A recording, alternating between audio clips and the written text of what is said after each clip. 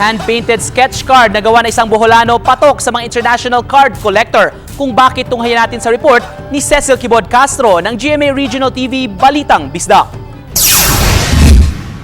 Sa unang tingin pa lang, tila isang painting, itong mga maliliit na card na tampok ang iba't ibang mukha. Hindi ito machine printed, kundi hand-painted ng isang artist sa lalawigan ng Bohol. Ito ay tinatawag na sketch card na gawa ng Boholanong hyper-realist artist na si Elvin Vitor. Dahil kilala na siya sa larangan ng paggawa ng sketch card, marami ng mga international card collector mula China, Singapore at Australia ang kumuha ng kanyang serbisyo. Ayon kay Elvin, siya lang ang nag-iisang sketch card artist sa probinsya. Maliban sa mga card paintings, meron pang ibang obra si Elvin na kinagigiliwan ngayon ng mga netizen na binansagan niyang larawan ng kaligayahan. Pero lingid sa kaalaman ng lahat, inamin ni Elvin na may iniinda siyang kapansanan sa paningin. Sa una kay daot makugmata ma'am. So daotan kay kugmata kay I have a high level of myopia na ko'y kanang ang akong grado sa mata is 1.7. So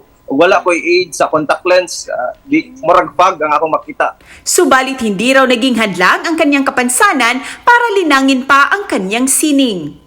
Ako si Cecil Kibod Castro para sa GMA Regional TV.